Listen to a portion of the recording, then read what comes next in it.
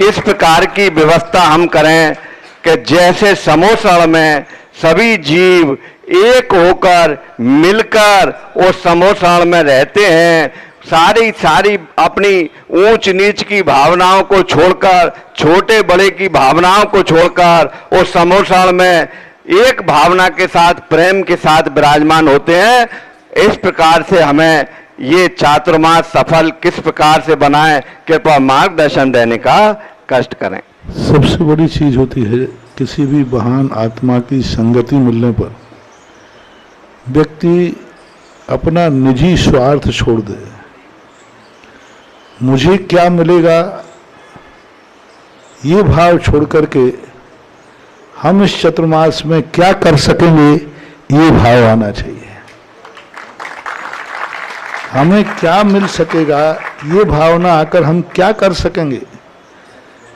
हमने एक बार कहा था भगवान के मंदिर में इसलिए नहीं जाना चाहिए भगवान से हमें क्या मिलेगा, हम इसलिए जाना चाहिए हम भगवान को क्या दे सकेंगे। भगवान मेरे काम में क्या आएगा ये सोचने की अपेक्षा सोचना चाहिए मैं भगवान के किस काम आ सकता हूँ। इतनी तो अंतर है। व्यक्ति यूज कर रहा है सब व्यक्ति वस्तु के लिए। मैंने अभी कहा था ना कि एक व्यक्ति गमले में पेड़ लगाता है, उसका भाव रहता है इस पेड़ से मुझे क्या मिलेगा, पत्ते मिलेंगे, फल फूल मिलेंगे, तो उससे हमें कुछ भी मिलने वाला नहीं है। हमारे लिए हिंसा का दोष लगता है, शोषण है। इस पेड़ से हमें क्या मिलेगा। अब उसी पेड़ से आप थोड़ी सी भावना करेंगे इस पेड़ को हम क्या दे सकेंगे जिससे हरा भरा रहे। मैं क्या कर सकता हूं इस पेड़ को कि जो हरा भरा रहे। हनुमान की भक्ति क्यों चमत्कृत हो गई, भगवान से ज्यादा ताकत हनुमान में है। क्यों? भगवान का पत्थर डूब गया, हनुमान का पत्थर तैर गया। मात्र एक काम में हनुमान ने अपनी जिंदगी में कभी ये नहीं सोचा श्री राम मेरे लिए किस काम में आएंगे, सदा एक ही सोचते रहे मैं श्री राम के कितने काम आऊंगा, मैं क्या कर सकता हूं। हर व्यक्ति जहां स्वार्थ आ जाता है मुझे क्या मिलेगा, मुझे कमेटी में तो लेंगे कि नहीं लेंगे, मुझे मूल में रहेंगे कि नहीं लेंगे, हमें माइक मिलेगा कि नहीं मिलेगा, महाराज हमारे कॉलोनी में आएंगे कि नहीं आएंगे, महाराज हमारे मंदिर में आएंगे कि नहीं आएंगे, और महाराज नहीं आए तो फिर कट्टी है ना। बच्चों जैसा खेल हो गया। क्या तमाशा मचा रखा, बच्चों जैसा खेल हो गया। महाराज आओ तो फिर घनी करोड़े मनोहार, और नहीं आए तो महाराज फिर कट्टी। 4 महीने ना हम तुम्हारे पास आएंगे और हमें कोई मतलब नहीं। यानी ये जो स्वार्थ बुद्धि होती है, मेरी कॉलोनी में आओ, मेरे मंदिर में आओ, मेरे लिए क्या लाभ मिलेगा, मुझे पद मिलेगा कि नहीं, मेरे लिए पूंछ होगी कि नहीं, बस ये जो सोच है इससे सब कुछ तुम खो देते हो, सब कुछ खो देते हो। और तुम्हारे लिए इतना सा भाव अकेला परिवर्तित करना है मैं इस चतुर्मास में क्या कर सकूंगा।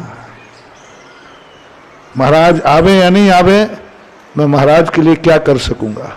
इस चतुर्मास में मैं क्या कर सकूंगा। इस चतुर्मास में मेरी जिंदगी में क्या ऐसी घटना घटेगी जो मुझे स्मरण रहेगी। मैं क्या इस चतुर्मास में 4 महीने प्रवचन सुन सकूंगा।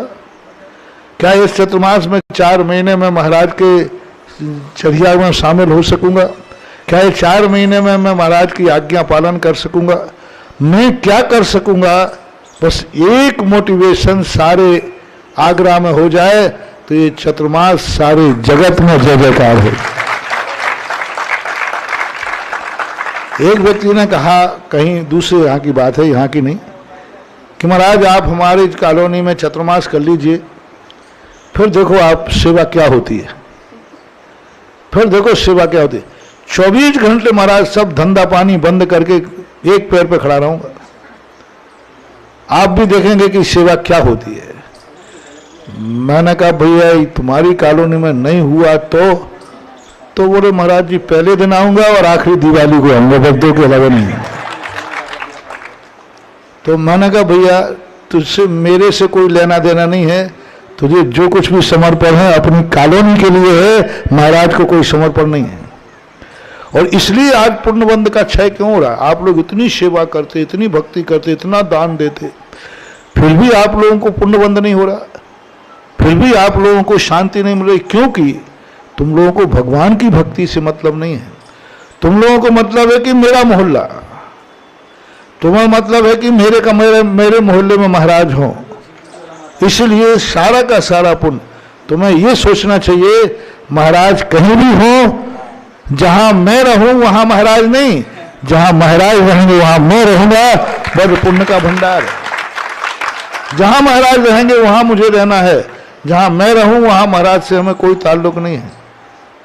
इतना सा सोच यदि बदल जाता है व्यक्ति का, तो समझ लेना चाहिए कि उस थोड़ा सा भी धर्म में बहुत बड़ा धर्म कर लेगा। और ये 99% लोगों की ये धारणा बन गई है, दान देंगे ये अपने मोहल्ले का मंदिर है, अरे वहां तो अपन को कोई लेना देना ही नहीं है, भगवान तो दोनों में है ना। वो दिन दूने रात चौगने फलते फूलते हैं, जो मंदिर में दान देते समय ये नहीं सोचते हैं कि ये मंदिर मेरे मोहल्ले का है या पराये मोहल्ले का है, वो ये देखते हैं ये मंदिर जिनेंद्र का है बस।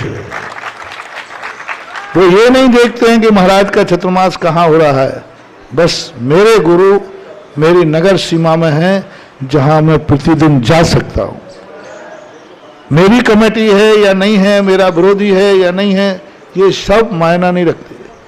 अब कहो कि महाराज जी मेरी कमेटी नहीं, मुझे इन्होंने कमेटी में नहीं लिया है इसलिए हमारा मन नहीं होता है, तो इसका अर्थ है कि तुम महाराज को समर्पित नहीं हो। तुम किसको समर्पित हो?